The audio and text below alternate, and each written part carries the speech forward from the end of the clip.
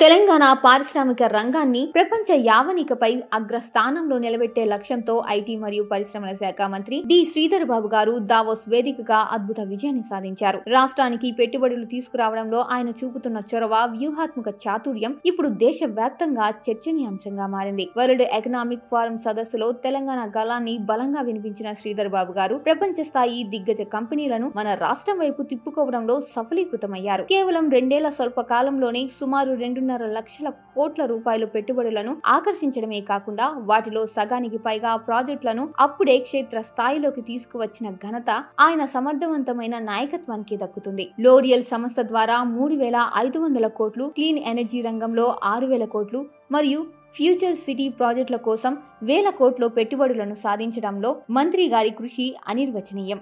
IT, biotechnology, air forces వంటి కీలక రంగాల్లో తెలంగాణను గ్లోబల్ లీడర్ గా నిలబెట్టడానికి ఆయన రాత్రింబవళ్లు శ్రమిస్తున్నారు. కేవలం పారిశ్రామికవేత్తగానే కాకుండా ఒక దర్శకుడిగా రాష్ట్ర యువతకు లక్షలాది ఉద్యోగ అవకాశాలు కల్పించడమే ధ్యేయంగా ఆయన ముందుకు సాగుతున్నారు. ప్రపంచ దిగ్గజాల ముందు తెలంగాణ సత్తాను చాటి రాష్ట్రానికి పెట్టుబడుల తోరణం కట్టిన మంత్రి శ్రీధర్ బాబు గారు నాయకత్వంలో తెలంగాణ గ్లోబల్ ఇన్వెస్ట్మెంట్ హబ్ గా కొత్త చరిత్రను లిఖిస్తోంది. విదేశీ పెట్టుబడులకు తెలంగాణ అత్యంత అనుకూల గమ్యస్థానంగా ఐటీ, ఎయిర్ ఫోర్సెస్ తయారీ, ఫార్మ్ రంగాలకు మంచి ఎకో సిస్టమ్ ను రాష్ట్రంలో అభివృద్ధి చేస్తున్నారు ఐటీ పరిశ్రమల మంత్రి దుద్దిళ్ల శ్రీధర్ బాబు. అంతేకాదు అత్యంత ప్రతిభావంతులైన యువత రాష్ట్రంలో ఉన్నందున నైపుణ్యాలకు కొదవలేదు.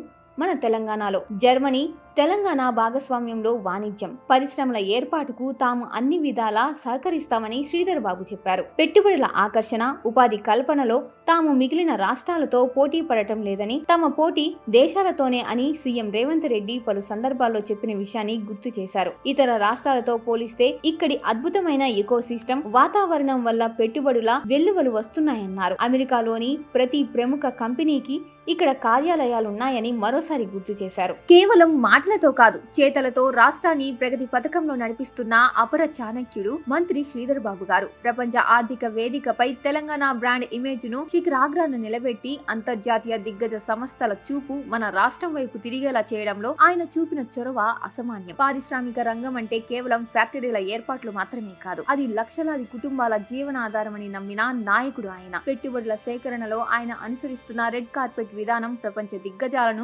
మంత్రముగ్ధులను చేస్తోంది. అదానీ గ్రూప్, అమెజాన్, మైక్రోసాఫ్ట్ వంటి సంస్థలతో ఆయన జరిపిన చర్చలు, కుదుర్చుకున్న ఒప్పందాలు తెలంగాణ ఆర్థిక ముఖ చిత్రాన్ని మార్చబోతున్నాయి. హంగు ఆర్భాటాలు లేకుండా నిశ్శబ్దంగా 1,000 కోట్ల పెట్టుబడులను రాష్ట్రానికి తెస్తూ తెలంగాణను దేశానికే ఇండస్ట్రియల్ పవర్ హౌస్ గా మారుస్తున్నారు. శ్రీధర్ బాబు గారి ప్రతి అడుగు వెనుక రాష్ట్ర యువత భవిష్యత్తు ఉంది. లక్షలాది ఐటీ ఉద్యోగులు మ్యానుఫ్యాక్చరింగ్ రంగంలో ఉపాధి అవకాశాలు కల్పించడమే ధ్యేయంగా ఆయన ముందుకు సాగుతున్నారు. కేవలం హైదరాబాద్ మాత్రమే కాదు, తెలంగాణలోని ప్రతి ప్రాంతం అభివృద్ధి చెందాలనే సంకల్పంతో ఫ్యూచర్ సిటీ వంటి వినూత్న ప్రాజెక్టులకు ఆయన ప్రాణం పోస్తున్నారు. దావోస్ సదస్సులో వివిధ దేశాల ప్రతినిధులు, సీఈఓలు శ్రీధర్ బాబు గారి స్పష్టమైన విజన్ చూసి అభినందించడం తెలంగాణ గడ్డకు గర్వకారణం. తెలంగాణ అంటే కేవలం ఒక రాష్ట్రం కాదు, అది ప్రపంచ పెట్టుబడులకు సురక్షితమైన చిరునామా అని చాటి చెప్పిన దిశాలి శ్రీధర్ బాబు గారు. ఆయన నాయకత్వంలో తెలంగాణ గ్లోబల్ ఇన్వెస్ట్మెంట్ డెస్టినేషన్ గా సరికొత్త చరిత్రను లిఖిస్తోంది. అభివృద్ధి అంటే రోడ్డు భవనాలు మాత్రమే కాదు, ఆవిష్కరణలు మరియు అంతర్జాతీయ స్థాయి ప్రమాణాలు అని ఆయన నిరూపిస్తున్నారు.